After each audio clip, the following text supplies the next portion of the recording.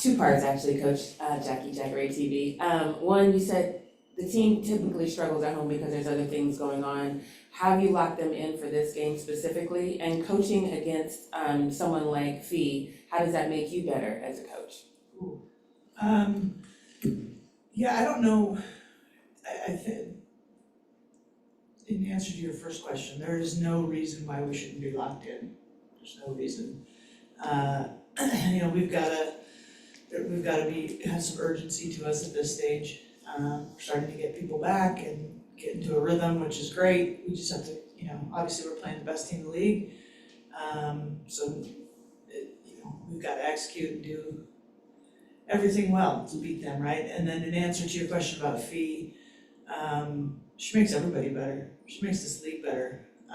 What I love about her game is just her consistency and her motor. She just plays so hard all the time, but she's always under control and always seems to make the right decision. She's elite, and so to prepare for a player like that, you've got to be on your game as a coach. That's for sure. Hey, Coach. Another two-part here. One, after the New York game, the Indiana game, the New York game was kind of close throughout until the end there, getting the win in Indiana. Just where would you say the team is right now in terms of what you want to see on the court, and then adding somebody like Julie Van Loo, an experienced playmaker, ball handler. What have you seen from her early on in the minutes that she's got? I thought the New York game was competitive. We were right there, and I think we hate losing, but I think we all felt there was some momentum from that game. Just defensively, we played better. Offensively, we were better, just organized and everything. So we took that into Indiana. What was your question on that? I'm sorry. Just where do you see this Oh, team that's right right. now? Yeah. So I think it's been a tough start, and I know we're almost halfway through, so we can't use the word start anymore. But we've had just so much things we can't control. Whether it's injuries or how the schedule was the first third in terms of just so many games and so little recovery time. But I do feel like we're figuring out identity-wise, the locker room feels a little bit different in a good way. Like there's I feel like it's coming together. Now the next stage for us is consistency and being able to stack days and stack games. So this will be a good test for that. Van Loo's been awesome, and when we saw that the Valkyries had waived her, I immediately said to our GM, ooh, that'd be a good get for us. To your point, she plays with pace. She's unbelievably good in the pick and roll. She's played a lot of basketball, played a lot of high-level basketball, understands the game, and then she can flat out shoot it. And I feel like our system and offense, we could use another person that you want shooting the green light. So, she's been great. It's helped Julie Alamo too, those two Belgian cats playing together. I think that's made Julie Alamo even better too. Hey, Coach, Ari Jones, Motivated Purpose. Can you talk about just you and Reagan conversations on the CBA? With the negotiations going on? Can you talk about just how that's going to build you out for the future? Yeah, I'm not involved in any of that. And we all know it's coming. We all know it's going to be majorly impactful for our league. But I have to be, complete candor. I don't know. That's above my pay grade. I know that's going to happen a lot with the Players Association and the ownership. They're going to be the ones at the table making those decisions. But I think the bottom line is it's all an attempt to move our league forward. And I think it's going to be monumental. But beyond that, you and I know the same. You're up front. Coach, in the last 3 games you guys played against the Lynx this season, you talked about having good stretches, stretches of good basketball and then struggling to kind of sustain that for all 40 minutes. What do you tell the team, and are you guys working to translate those good stretches into 40 minutes of a complete game?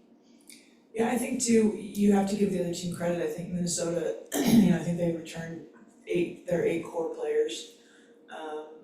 And so there's a consistency with them in terms of just as a team playing together. So, maybe when we're struggling, I think you do have to give Minnesota some credit for that. The last time we played them, feels like we've played them 8 times already. But it was a tie game with 4 minutes to go, and then they just they know how to win in those situations. And so for us, it's just we got to get over that hump.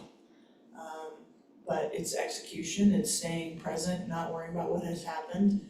It's next play mentality. I mean, to be the best team, you've got to be on point mentally, to where it's just next play. You don't get too high or too low with what's just happened, and you just keep chipping away and give yourself a chance to win there. Second row. Hey Coach, Mike from Matthew LA Sports Weekly. Your first camp day, not sure if anyone asked you yet, but just what's your expectations for it, and how fun is it going to be to coach out in front of it with all these little kids? Well, we had them every year in college as well. It's fun. I mean, it's a fun environment. I love seeing all the joy and excitement from kids, and it's really cool to get all, thousands of kids in to watch women play basketball like that. It's just really cool. The pitch is higher with the screaming, so you have to prepare for that. And also the times of screaming might not be a normal fan. You could miss a shot and they go crazy. But again, that's the purity of sport. It's fun to have that kind of purity at a game. And I know that sounds cheesy, but it's the truth. It's really cool. It's fun.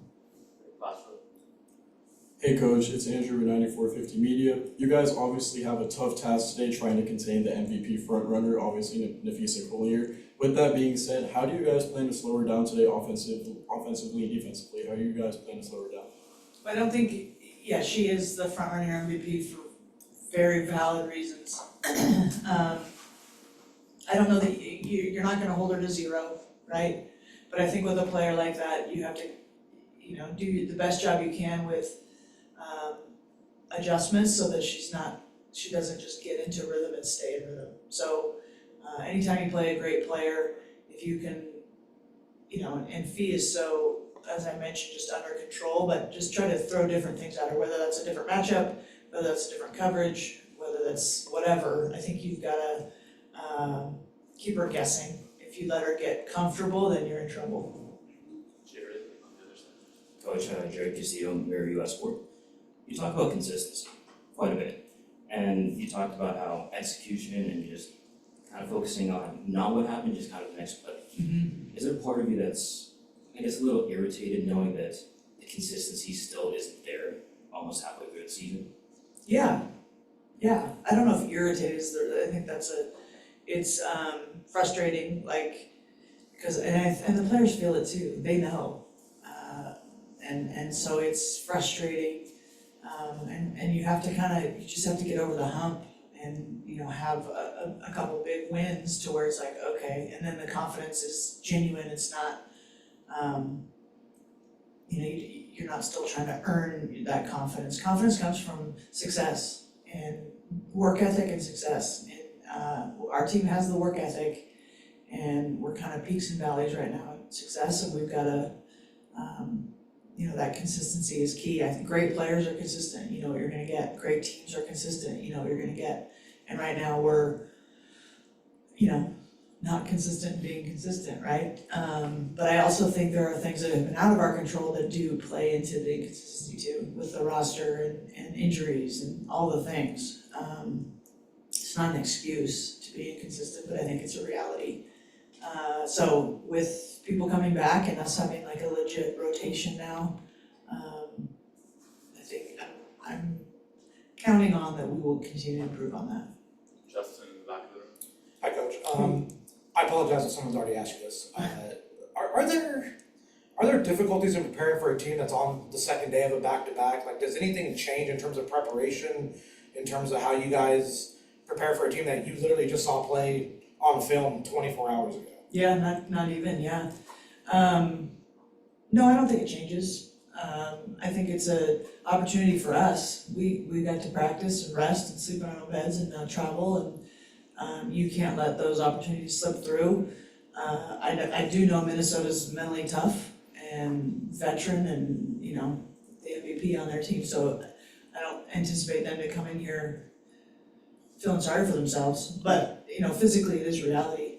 And so I don't think it doesn't change how you scheme or how you plan, but I do think it changes how you approach it as a player, in terms of maybe I can run a little harder for 40 minutes, maybe I can be a little more physical, because, you know, over the course of 40 minutes, maybe fatigue does play a factor. Back to you, Grant. Coach, we've talked a lot about the Lynx being a very disciplined team. You know, they lead the league in defensive efficiency. They're third and fourth turnovers. How do you prepare your backcourt specifically to handle that kind of pressure? Well, Minnesota is, you know, they're the best team in the country. I think defensively, they're just incredibly disciplined. They don't seem to make too many rotation errors, not, you know, someone not being where they should be. They're very, very disciplined defensively. So I think for us, offensively, we've got to keep it simple and not try to do too much one-on-one, because there is always going to be help. So the ball's got to move, and we showed players a bunch of analytics on that. We've played them, and the ball's moved, what our points per possession is, when the ball hasn't, what our points per possession is. And so it's the discipline to make their defense work. If you let them off the hook early, then you're gonna have a hard time beating them. Thanks. All right, Coach. thanks everybody, see you after. Fun after.